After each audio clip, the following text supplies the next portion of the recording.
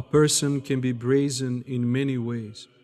One may be brazen through speech, through touch, or through the gaze. From boldness, one person falls into idle talk, speaks of worldly things, makes jokes, and provokes immodest laughter. Boldness is also present when someone touches another without need, when he raises his hand towards someone in jest, when he pushes someone, snatches something from another, or looks at another shamelessly. All of this comes from boldness. All of this arises because there is no fear of God within the soul. For this reason, little by little a person falls into total negligence. And for this reason, giving the commandment of the law, God said, "Make the sons of Israel reverent." For without the fear of God and modesty, a person does not honor even God himself, nor does he pay attention to any commandment. Therefore, there is nothing more harmful than boldness, for it is the mother of all passions. It casts away piety, drives out the fear of God, and gives birth to the neglect of the commandments.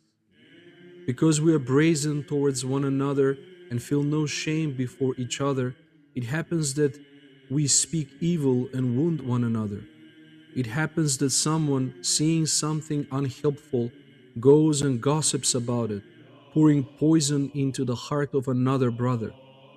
And not only does he harm himself, but he harms his brother as well, instilling in his heart that evil poison. Often the mind of that brother had been occupied with prayer or with some other good work, when the other comes and gives him something to chatter about. Thus, he not only hinders his spiritual benefit, but also brings him temptation.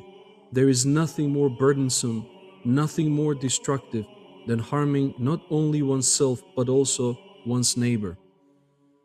Therefore, brethren, we must have reverence. We must fear doing harm either to ourselves or to others. We must honor one another and strive even not to look one another directly in the face. For even that, as one of the fathers has said, is a form of boldness or insolence.